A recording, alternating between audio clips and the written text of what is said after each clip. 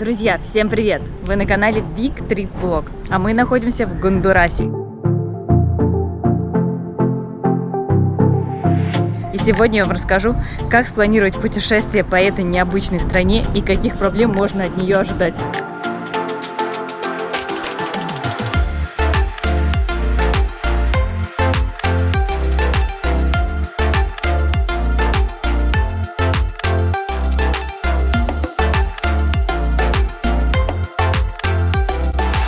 Сейчас мы находимся в столице Тегулсипага.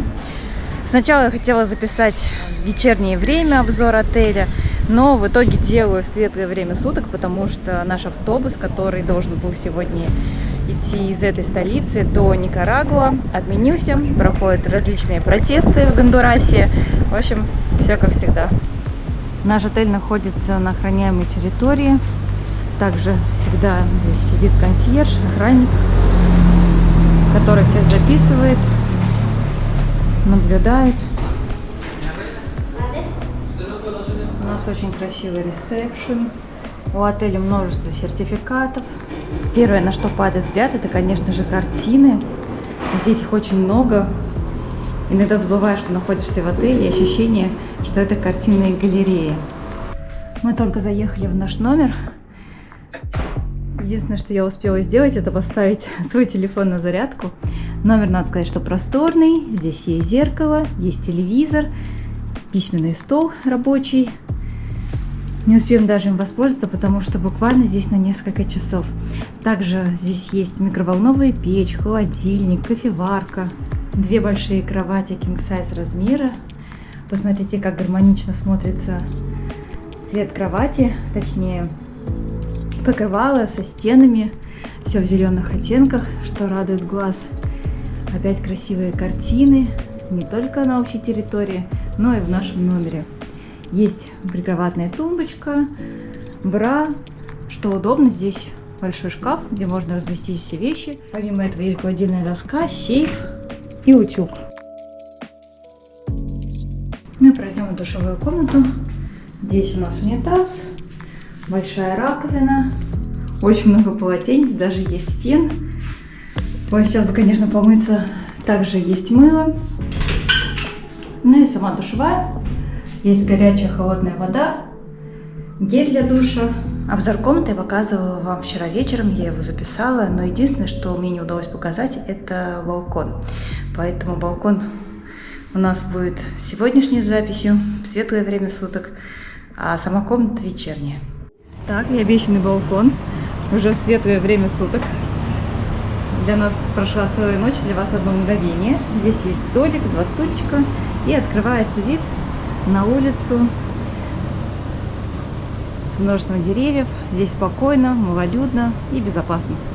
Сейчас я спускаюсь вниз, чтобы показать вам бассейн, тренажерный зал и буфет. Здесь на завтрак можно выбрать фрукты, хлопья, сок. Также здесь есть вкусные круассанчики, картофельные оладьи, фасоль. Можно насладиться горячим кофе, чаем. Также сделать тосты.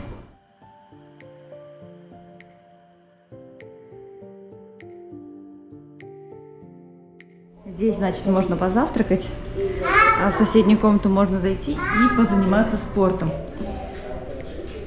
Здесь есть беговая дорожка, гантели. А еще, смотрите, здесь есть весы. Это вообще первый раз за все время нашего путешествия по Мексике, по Центральной Америке. Мы в отеле видим весы. Наконец-то мы посмотрели, сколько мы весим. Стоит ли нам худеть или мы в хорошей форме. А еще в этом отеле есть бассейн. Поэтому это идеально в жаркую погоду, можно охладиться. Также здесь есть столики, поэтому можно позавтракать на свежем воздухе. Бассейн большой, комфортный. Друзья, сейчас мы находимся дома в Москве, и именно отсюда я вам рассказываю, как спланировать путешествие в Гондурас и какие могут быть сложности. На самом деле сложности поджидают на каждом шагу. И первое, о чем стоит сказать, то что Вы знаете, непонятно мне до сих пор, откуда лучше ехать в Гондурас. Объясню почему. Потому что мы ехали туда из Сан-Сальвадора. Вообще в Гондурас добраться не так просто. Если вы вдруг путешествуете по Мексике или Коста-Рике, куда можно все-таки добраться там на самолете, или до Панамы, оттуда также можно добраться на автобусах до Гондураса. Но вот с какой части лучше въезжать, непонятно, потому что граница Никарагуа-Гондурас – это достаточно сложная граница. И если добираться оттуда, будет очень много вопросиков, именно когда вы будете выезжать из Никарагуа. Ехать из Сан-Сальвадора тоже есть свои сложности. Мне казалось, что это самый простой вариант. И, между прочим, изначально я брала билеты на автобус из Сан-Сальвадора до города Капан, там, где находится археологический комплекс, и который находится ближе всего к Сальвадору. Но оказалось, что не все так просто. И нам пришлось ехать вот так вот, треугольником по карте, действительно. Потому что ближайший, докуда добирается, это Сан-Педро-де-Сула, город так называется. Хотя Капан часов на 5 ближе, чем Сан-Педро-де-Сула. Ну, в общем, вы знаете, ребят, сложно с логистикой до сих пор, и даже учитывая, что это туристический автобус, за который мы переплатили, нам пришло подтверждение там на сайт, на почту, на все, на телефон. Но в итоге, когда мы пришли на автобус и говорим, нам до Капан, те такие, нет, мы не едем до Капан, только до Сан-Педро-де-Сула. Алло, ребятушки, у вас туристический автобус, и вообще все туристы буквально едут именно в Капан.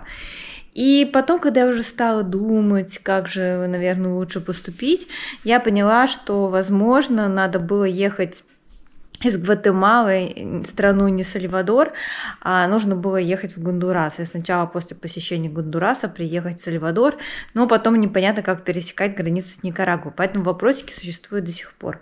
А вообще давайте познакомлю вас с такой страной, как Гондурас. И еще много-много раз. Это великолепная страна, она интересная. Хотя, когда уже завершалось наше путешествие по Гондурасу, вы знаете, у меня было такое ощущение, что Гондурас нас вообще не отпускал. Было достаточно много проблем, достаточно много стресса было. И я не знаю вообще, как мы все это перенесли, если честно. Во-первых, именно в Гондурасе цены не такие высокие, но если вы поедете на остров Роатан, знаменитый, где отдыхают все американцы, там, конечно же, ценник сразу практически как в Канкуне, если не прям вот такой же. Итак, Гондурас, валюта лемпира, гондурасская лемпира ее называют, обменники очень много, банков очень много, можно везде практически оплачивать по карте, проблем с этим у нас именно в плане с наличными не возникало, везде можно было оплатить по карте. На какие-то достопримечательности можно прямо на сайте все это купить, забронировать, если у вас есть зарубежная карта. Банкоматы все отлично работают, комиссии у нас в банкоматах не было, но не сказать, что мы там прям как-то много снимали. Поездка у нас была бы практически бюджетной, если бы нам не пришлось 2 раза переходить границу. И объясню, почему нам пришлось 2 раза переходить границу. Ну вот, как видите, у нас были сложности с тем, чтобы въехать, потому что привезли нас не в тот город, а чтобы выехать, мы испытали сложности вдвойне больше. Вот, потому что выезжали мы в Никарагуа, а в Никарагуа, оказывается, нельзя провозить дроны. И когда нас, честных ребят, спросили, а у вас есть дрон, мы смотрели так честными глазами, сказали, да, у нас есть. И потом что-то очень долго оформляли, не объясняя, говорили, что надо заполнить декларацию, чтобы вы, типа, въехали. Мы такие, окей. А оказывается, эта декларация была не для того, чтобы мы въехали, а декларация была, чтобы у нас забрать дрон на совсем. И мы, в общем, берем дрон наш и говорим, так, спасибо, до свидания, и вернулись в Гондурас. И на следующий день мы стали пересекать другую границу, но тоже в Никарагуа, там этих границ несколько, и те знали, что мы проходили границу, нас снесли в базу и внесли, что у нас был дрон. Ну, мы посмотрели честными глазами, сказали, что дрон мы продали. Вот, как бы не очень хорошо, но как бы особо другого выбора не было. Вот, а вещи они прям досконально не проверяли. Но это уже касаемо, наверное, Никарагуа.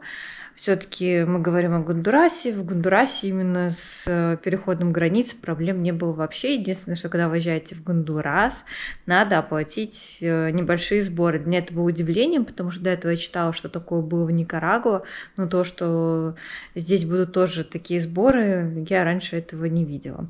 По визе 90 дней для россиян, но ставят вообще, могут и 100 поставить, и 180, в общем, на самом деле по желанию специалиста на контрольной зоне. Транспорт в Гондурасе – это отдельная тема для разговора. Арендовать не так просто, потому что необходима кредитная карта, все агентства требуют, а частных практически вообще нету людей, которые бы сдавали свою машину. Поэтому пользоваться либо такси, которые можно поймать в Uber. Правда, Uber не везде работает, например, в городе Тела в Гондурасе не работает. Вот, поэтому нужно это учитывать. Но я даже в маршрут не буду добавлять этот город, хотя там очень красивый парк.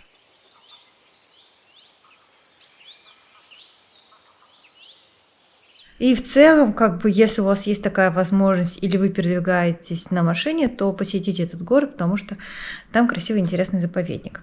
Вообще из топовых мест, которые есть в Гондурасе, это, конечно же, остров Роатан.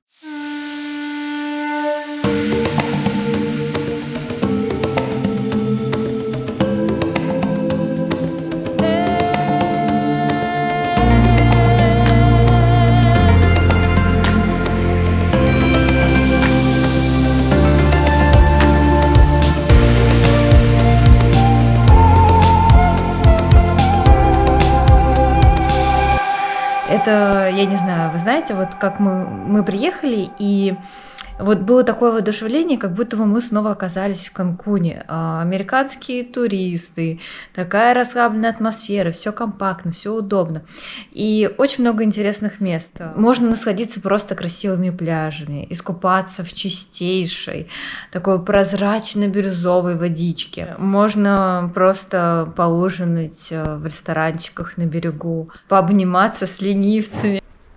Вот такие когти у этого ленивца. Схватил телефон, чтобы сделать селфи. Они просто завоевали мое сердечко. Можно отправиться в джунгли приключения, можно в трекинге, можно взять скутер и объехать весь остров.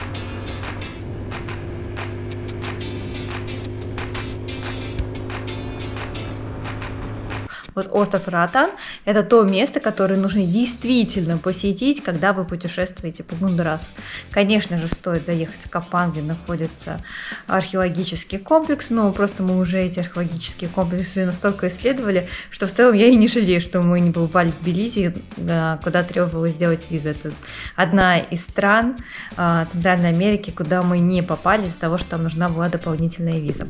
А виза в Гондурас 90 дней, поэтому здесь можно хорошо и легко путешествовать, не считая транспорта. Так вот, я вам говорила, что можно передвигаться на такси, можно арендовать скутер, например, на острове Роатан, но когда вы на материке и добираетесь от одного города в другой, здесь уже возникают сложности. Вам нужно приехать на автовокзал, там купить билет, либо вы можете это сделать онлайн, но онлайн это чаще всего не работает, поэтому приходится довольствоваться тем, что есть на автовокзале, и это будет либо ван, где чуть ли друг на другие люди не сидят, либо это будет такой локальный автобус. Ну, либо есть еще хорошие автобусы, но раз на раз не приходится, поэтому приезжайте на автовокзал и смотрите заранее какой-то автобус, либо ориентируйтесь на время, потому что выбора как такового тоже нету. А еще большой совет, если вы путешествуете по Гондурасу, просто крепитесь, ребята, просто крепитесь. Вы знаете, у них что ни день, то какая-то забастовка, дороги просто могут вот так вот закрыться, качество дорог просто ужасное, не надо вам вообще арендовать машину, не думайте об этом, потому что дороги, ну, они просто отвратительные, кочка на кочке, и машин побьете, и вообще небезопасно, давайте уж откровенно будем. Поэтому Гондурас еще много-много раз, вкусный кофе, отличные сигары, есть фабрики по этому случаю, где вы можете приобрести, и кофе, и табак. Ну, блин, ребят, будьте осторожнее, вот действительно, потому что у них постоянно какие-то забастовки. Мы купили билет на автобус сначала вообще туристический из Гондураса в Никарагуа, потом за 2 часа до выезда нам пришла смс, что никуда вы не поедете, потому что у нас забастовки, автобусы не ходят, мы поехали локальными, чего мы только не натерпелись. В общем, будьте осторожны, расслабьтесь, дождитесь туристического автобуса. Просто мы тогда уже ждали нашего друга в следующей стране, и нам даже один день он был принципиально важен. Вот, но если у вас есть время, расслабьтесь и просто закрывайте глаза на эти забастовки, и ничего не сделать, ничего вам плохого не сделают, ну, скорее всего. Вот, поэтому просто нужно знать, что да, в Гондурасе такое бывает, что и забастовки могут быть, и машина по дороге, там какая-нибудь маршрутка может сломаться. Вот, а по местам, это вот самые такие интересные места, это остров Ротан с кучей достопримечательностей, это Капан с археологическим комплексом, и, возможно, стоит отметить Сан-Педро-де-Сулу, где находится огромнейший водопад, и там приятно провести время, хоть там и одни местные. Вот, ну а если у вас остались какие-либо вопросы по путешествию в Гондурас, обязательно пишите их в комментариях, ставьте лайк этому выпуску, и, конечно же, всем до новых встреч в новой стране.